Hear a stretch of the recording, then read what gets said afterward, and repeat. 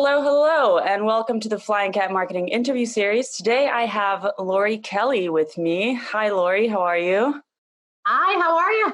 I'm doing great, thank you. I met Laurie in a Slack group called RevGenius, which now has how many people, like 5,000 people or something? Yeah, we're getting close to 6,000. Wow, getting close. Yeah, so it's this Slack community with for revenue leaders, so salespeople, marketers of all from all places. So there's seniors, there's juniors, there's people looking for employment, there's startup founders. It's a whole crazy community of people that are supporting one another in generating revenue. So I'm really excited to have you on today. I had another RevGenius on about a month ago, who was Larry Long Jr. I don't know if you've spoken with him. He's great. He's like super animated, a lot of energy. I love it. Yeah, now that you're telling me that, there's no way I'm going to keep up with Larry. He is really high energy. Normally I'm pretty laid back, but talking to him, I was like, ah! Yeah, Yep. Cool. So Laurie, you are a 17-year vet in the marketing space. So I'm really excited to talk to you today because you've been in marketing longer than I have. So I have a lot to learn from you. So yeah. Let's hear. We were just talking before this about how you're trying to grow this RevGenius channel, because you are the chair of this the marketing channel in the RevGenius Slack channel. So what is it that you're doing to how are you marketing the marketing channel? How are you marketing this community? Yeah, so we've got a RevGenius ambassadors group. And I actually don't want to take credit for any of this because this is really Jared and Gilliam's brainchild. They've come together. So I've come into it later on in the game. So this is really their show. I'm just kind of trying to help run my little part of the RevGenius world, or contribute as much as I can to it. So we're reaching out to members within the marketing channel to find out what topics are of interest to them, because this is all about serving. If you think about marketing, we're all about serving our customers. And in the RevGenius think tank group, it's right now I'm focusing on, well, what do marketers want to know? How are we marketing to marketers? How are we helping marketers get better at what they do so that they can level up, share their knowledge, get new employment? Whatever their career aspirations, we're there to help them get there. Amazing. So what kind of feedback have you gotten so far? So far, we have a lot of folks, the same folks that are active. So we're trying to figure out how to re-engage them. But the folks that are active love it. They're the ones that are continuing to go to roundtable after roundtable, involved in the Slack channels, offering their advice and subject matter expertise to other folks. So we're trying to figure out how to re-engage those folks that joined, but then kind of like fell off or maybe are lost in the sea of the opportunities to kind of get involved. So how can we kind of re-engage those folks? Yeah, that's a topic I've been thinking a lot about lately, not in the context of RevGenius, but just in the context of content in general. Because I also, like I had mentioned before we started recording, that I went on a vacation for a week and I kind of just went up to the forest, Walden style, and didn't bring my computer. I just brought my cat. I didn't go with anybody. And I just sat there. My point was to get bored and also like walk around in the forest and stuff. And then I came back and I was just like, I'm unsubscribing to everything. I was so just like high stress when I got back to my inbox and I unsubscribed to everything. I deleted Instagram. I deleted Facebook on my phone. And I was like, I'm just going to focus on the content. Like I need to organize how I'm consuming content. So it is interesting, but also as a marketer, I was thinking, what can I learn from this lesson? How can I apply the fact that I only want to see very specific things to how can I make the content that I'm creating for my clients those very specific things that people would choose? Do you know what I mean? Absolutely. And I have to say, I kind of broke out in hives when you're like, I unsubscribed to everything. I'm like, no, you're missing out. It's true, but then it's like kind of FOMO, and I don't even fully consume everything. I mean, I'm like subscribed to all these courses or all these YouTube channels, and I'll watch like 2 seconds of one and 2 seconds of another, read a few sentences. And I'm like, if I'm trying to see everything, then I can't fully draw the value out from from all of them either, right? Yep. No, I mean, that's a very valid point. So it's, again, I think one of the marketers' true jobs in life is trying to figure out what the clients, not what you want to feed them, but what do the clients want to eat, and making sure that you're giving them exactly what they want to eat. And also with a little bit of surprise. So if they want that, hamburger, whatever it is, making sure it's the best hamburger they've ever had. So yeah, delivering on their expectations is really what it is. Yeah, absolutely. So what about how are you finding out for these people that have trickled off and disappeared? What's your strategy for re-engaging them? Oh, that's a great question. I don't know the answers to all of that yet, but we're doing some surveys. But of course, it's difficult to do a survey because the people that are going to respond to that are the people that are active. So trying to take a look at the backgrounds of the folks that have maybe disengaged with us, look at their LinkedIn. What are they really interested in? So one of my pet peeves is if you've got a pet store and you've got, I've got a cat. Sounds like you also have a cat that you took onto the cabin with you. And if I'm going to send somebody emails about pets and you only have cats, if I get it and it has a dog article in there, I'm not going to read it. So how can we make sure that what we're doing is as personalized as possible for those folks that have dropped off, to make sure that to make sure that we're communicating the value that they will get out of it. So it's going to take a little bit of research. It's going to take them to also tell us, but there's always that challenge of making sure that you're hitting your goals on the head. In other cases, we also want to make sure that we've got people who are active and engaged. So we don't want to cut off our nose to despite our face, because if we've got folks that are engaged, how do we make sure that we continue that engagement? Yeah. So I don't want to necessarily feed somebody who's not going to be eating. I want to make sure that we're feeding those that are hungry and actually coming to the club. I mean, so if you think about it, RevGenius is actually also it's self-directed. So if you're not motivated to make yourself better, if you're not motivated to share your knowledge, this club may not even be for you. Yeah. So really kind of making sure that we're measuring what we're doing, or putting forth the effort of what's going to actually be impactful. Absolutely. So how many people are in the marketing channel of the Slack group? I think it was 534 last time I checked. Okay. So that's quite a bit. I mean, trying to re-engage and personalize this data, that involves some automation, right? Or some kind of how are you gathering this data and drawing insights?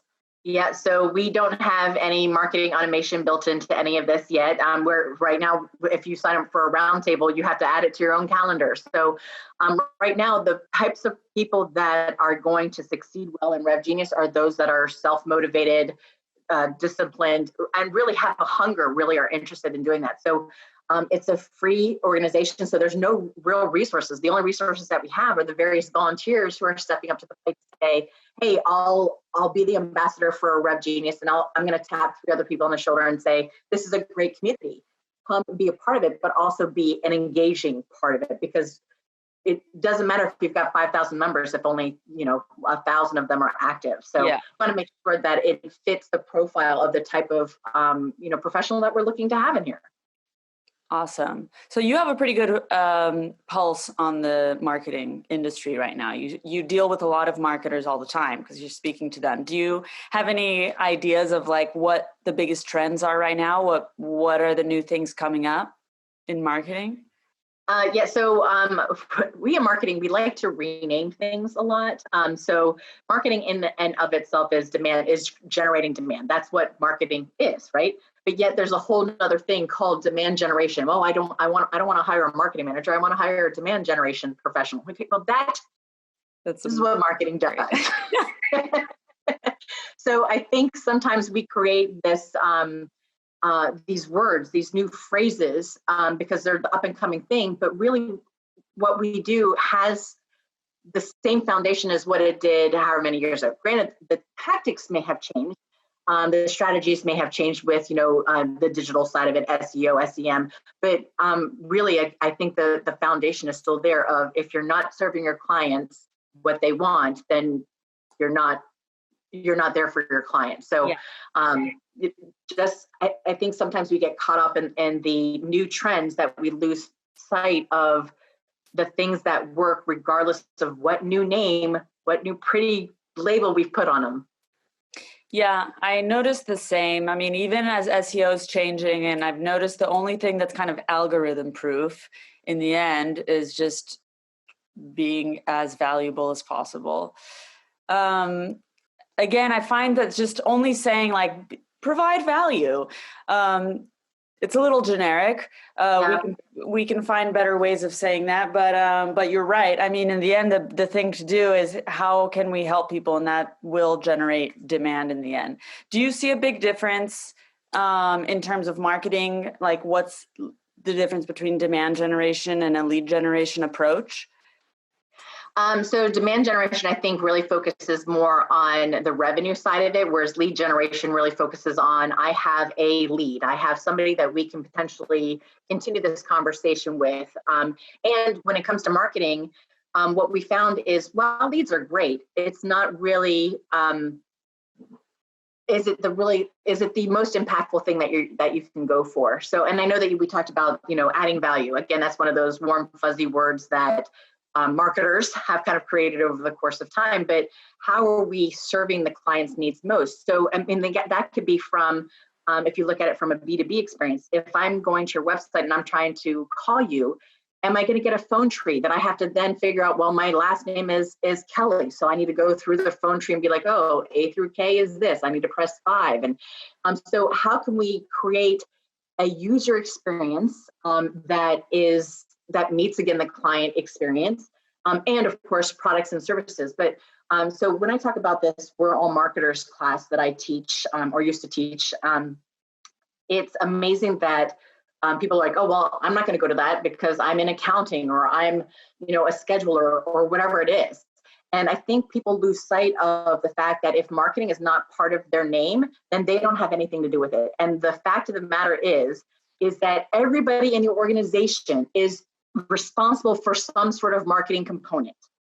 And the more that we gain that insight, or really kind of embrace that, the more that customer experience, the more that customer is going to feel like they're a friend as opposed to a client. And you know what?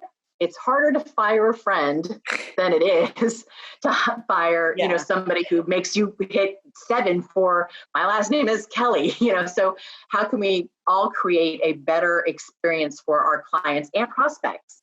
So that means also sometimes you need to actually call into your phone system, actually go onto your website. Can I find easily where I have questions for invoices? So really understanding what the client has to go through, look at it through their eyes. And if you're unsure about that, bringing in clients and prospects and saying, hey, go to our website. What would you do if you're trying to look for whatever it is that you sell? And if it takes them more than one click, you got a problem. Yeah, I read this case study about a guy. Oh, I can't remember who wrote it. But it was somebody who basically went on Upwork and found a bunch of freelancers and just asked them to go on their website and record a live video of them on Loom or something, just being like talking about their experience on the website. Like, oh, I don't know what this means, or like, why is this button here? Or I'm trying to get to this and I don't really understand, which is funny because that's UX, obviously it's design, but it ends up being a part of, just like you said, we're all marketers, which I'm interested in. I wanted to go back to, you were saying about how an accountant is also a marketer. So I'd love to hear about how you convince an accountant that he's also a marketer. Yeah.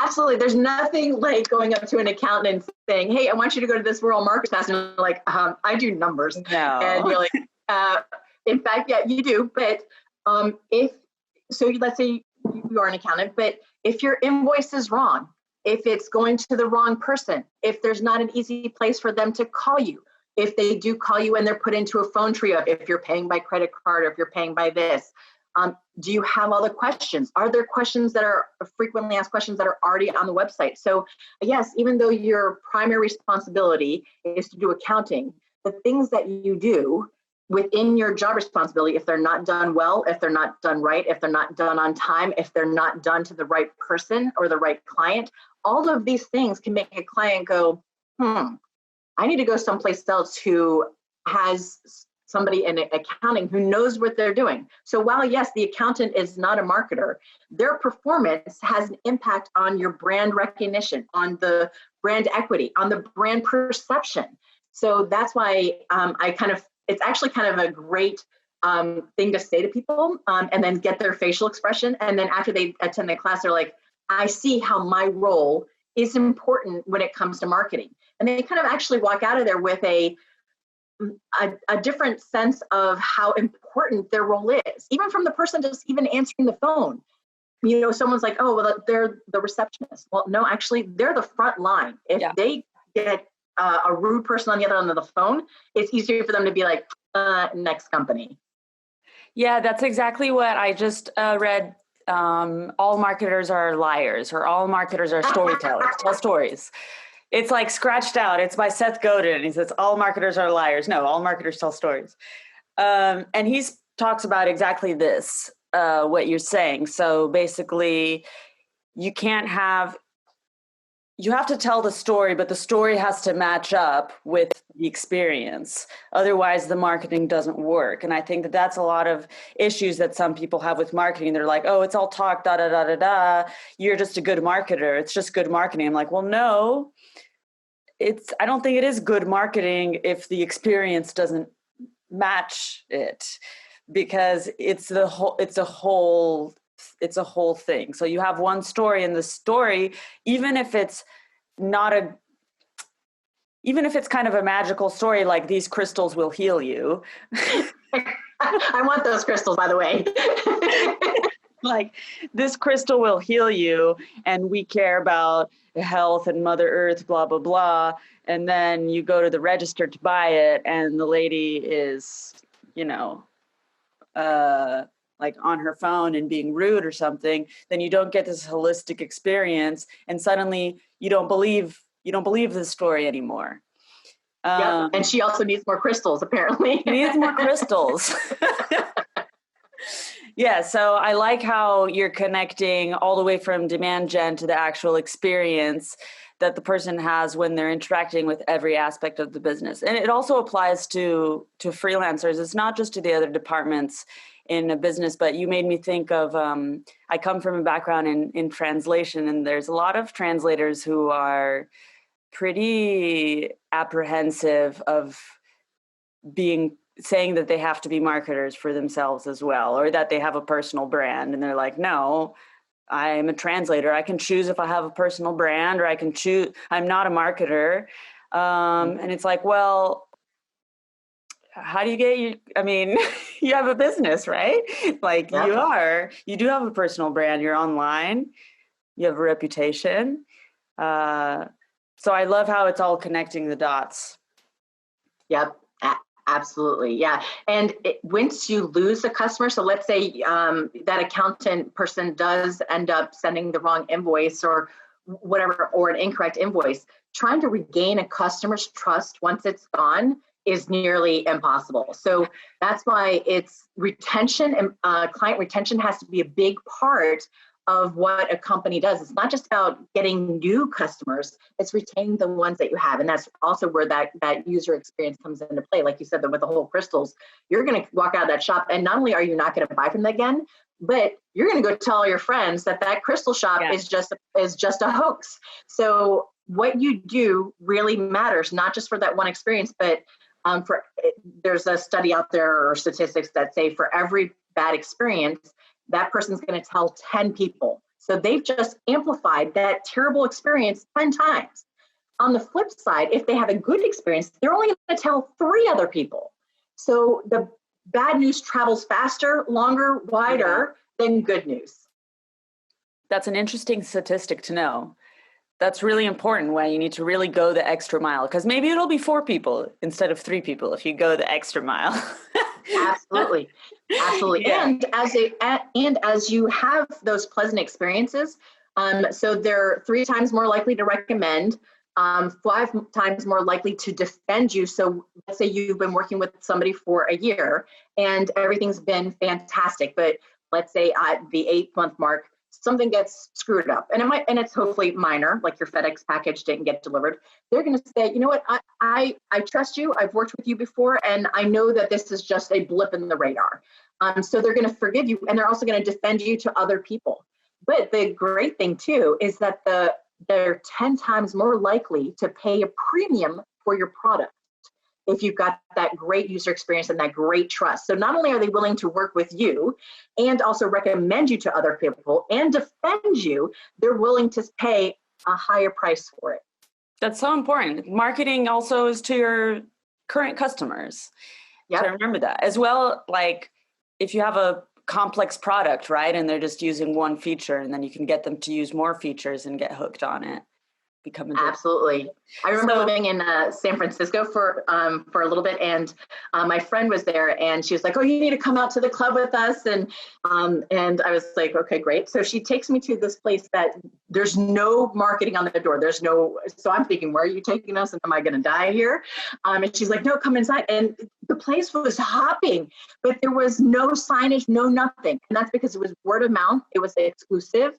So marketing, while it plays an important part, having that, again, that user experience, and also, the psychology behind, the like Starbucks being a member, knowing the lingo, stuff like that, all plays a part to a success of a brand as well. So it's not just outward marketing, it's how you're really navigating and utilizing your customers. Yeah. So you told me before we started talking that you are kind of an expert in identifying roadblocks and getting rid of them. So in the context of what we're talking about now that you've understood that marketing, in fact, applies everywhere, at every part of the funnel, every part of the business, is there any particular roadblock that you have in mind that you managed to overcome that's related to this point? That's a great question. And I also want to say, so I don't like using the word expert, because I am still, even though I've got 17 years experience in the industry, I am by far not an expert. I'm still learning.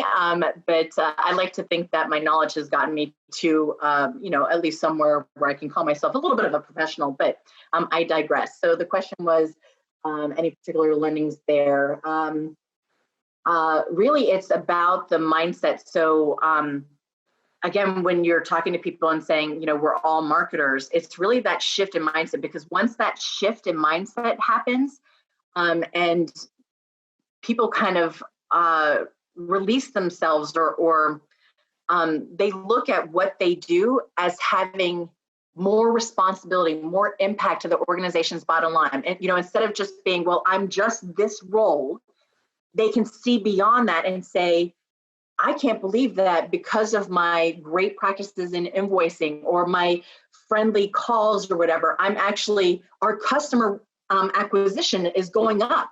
And it's because they're able to understand that their job is more than just numbers on a page, more than just answering the call. Well, it requires a bit of transparency on the company side, right? Absolutely. Absolutely. Yep. A lot of communication, transparency, empowerment. That boils down to the company's culture, which in the end is also part of its marketing, because the better the company culture, the more the employees themselves are going to talk up your brand anyway. So that gets down all the way to the CEO having to show up and set the example and getting them to. Is that what you're doing with the what you did with the We're All Marketers course? What was that about? So the We're All Marketers course was actually just getting people just to even understand that their role is more than just accounting, that everyone plays a part with securing customers and keeping customers. So again, it was really focusing on keeping a customer costs less than buying a new customer. So I think it's 5 times more expensive to get a new customer than retain one. But so it was really all about shaping that. So I love that you talked about transparency. Once we started putting at the bottom of emails, hey, how am I doing? Were you able to get your question answered? And people were like, well, I don't want that at the bottom of my email, or I don't really talk to customers, or why is it there? But not only do you have external customers, you have internal customers too. So if you've got salespeople out in the field and they're reaching out to marketing folks or whatever, if the salesperson can't get the deck or the information on a product, then that leaves them hanging in front of the customer. So it was an opportunity for us to kind of pull down the curtain, as you said, and see where there are gaps. We thought our customer support line was well staffed until we realized that there was one little gap, that somebody had to take the form and send it someplace else for it to come back to the system for it to actually get plugged in. And we didn't realize that that was happening. And just by fixing the path between those two departments and actually eliminating a step, it made customers, they were getting in touch, we were able to get in touch with customers within 24 hours instead of potentially 48 or 72. So really looking kind of inward to see where we have your own weaknesses and how to bridge those things. And I'm sorry, I don't even know if I answered your question. I think so. I was like, wait, what was my question? I was so into your answer, even if it wasn't. How did you identify this? It's a great example. How did you identify that gap? How did you find it finally? Yeah. When was that's it. Yeah. So that's where, people are afraid to do, not afraid, but they're hesitant to do brand perceptions and customer effort and customer satisfaction surveys. And all those can be wrapped up into one because, 9 times out of 10, actually maybe even 10 times out of 10, when I go to when I start a new job where I work with a client, I say, so what do your clients think about you? Do they know that you're in XYZ business? Oh, yeah. They know what we do, XY, and there's no problems with our customer service or, we always hear good things. Okay, well, people, when they have a bad experience, generally aren't going to tell you about it. They're going to tell all of their friends. So one of the first things that I do is tell them to do that brand awareness, perception, and customer effort or customer satisfaction survey, because that's where you're going to get why did it take 3 days? And then once you see that this is an aggregate, that it's not just one customer, it's 25% of your customer base. That's just, I'm not understanding why it said I was going to get a call in 24 hours, but instead I'm getting it in 72. And then realizing that the phone system is not connecting those messages or there's a delay. And then you can figure out from an operation standpoint, where are these gaps based on what people are telling us in aggregate. And also it's interesting because clients will tell you exactly what they think you do. And you think you are projecting that you do XYZ, and they're saying, no, you do ABC. So that shows that your messaging is off. That shows that your salespeople are talking maybe about ABC and not XYZ.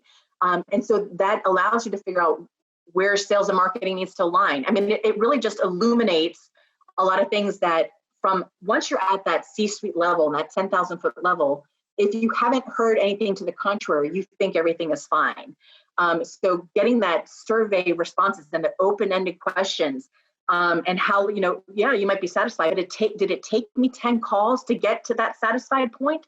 And where do we have the breaks? So data analytics, the survey, and looking at the open-ended and aggregating things, charting it, and then getting the different team leaders together to say, why is it taking 78 hours or 72 hours when it should be taking 24? Oh, well, it goes through the system. We actually call them back in 24 hours, but it's been 72 since it's gone through the system. That's a great finding. I'm really glad that you said all of that. And I wanted to ask you more about sales and marketing alignment. I feel like we could have a whole entire other call. Indeed. Talking about that, because I find it interesting that you say that we're saying it's XYZ but the client is calling it ABC. And in that case, because I always say it's interesting to ask your client how they describe your product or your service, and then to actually use their words. But is that also what you guys do, or how do you solve this problem when there's a different description of the product? Yep. So if a client is using, generally what a client understands about your customer, what you do is, if it's not what you do, you need to figure out where the disconnect is. Is it because if we're selling, commercial HVAC, but they think that we're selling, comfort systems, maybe comfort systems is the better way to phrase it, because it's more than just commercial AC. It's making sure that our employees are productive or whatever it is. So then is this an opportunity for us to rephrase our positioning or look at it in the marketplace and figure out if that is right or not right? Or it could also be that it's completely off target. Hey, we're saying that we do XYZ, but really the client is saying ABC. And we're like, where did ABC even come from? Exactly. What? So understanding what the clients think they know about you gives you an opportunity to rephrase, reposition, recreate, and realign. So how do you, where are the gaps in that, and how do you address it? And that's, looking at what does your website even say? Is your website using ABC language or XYZ language? Does that language even resonate? Like you said, you did, the one person did a Fiverr with, hey, take a look at their website, and they were like, I don't even know what this word means. Like, why is this click, this button here? So it's crucial to understand what, not only what you're projecting out there, but what's being heard. So you might be saying all this noise, all these paragraphs of words that don't mean anything to your customer, and your customer is hearing, boop, boop, boop, just those three things. And are those three things the anywhere in what you're saying, or even as important as what you do? Yeah, absolutely. All right. Well, thank you so much for this chat. It's been great. I've had a lot of fun talking to you about marketing. If people want to find you, where's the best place to connect with you? Probably on LinkedIn, Laurie Kelly, LaurieKelly. Cool. I will drop the link as well in the description of this. And also RevGenius, if anybody wants to join this, it's an invite only right now, right?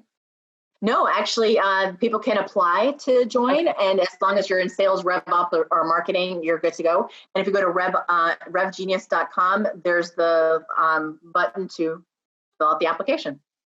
Excellent. So if you guys, anybody watching this is into looking for an excellent marketing or sales community, I highly recommend RevGenius. I've been a part of it for like a month or two now, and I've already met a lot of cool people on it, including Laurie. So thank you so much again, and have a wonderful day. And thank you everybody for listening. And if you enjoyed it, please share, like, subscribe, and see ya. Goodbye. Thank you. Thanks for listening to this episode of the Flying Cat Marketing Series. If you enjoyed this interview, please give it a like, share it with your friends and colleagues, and subscribe to this channel. Stay tuned, because next week I'll be interviewing another leader in the SaaS and startup world, talking about their challenges and achievements. See you there.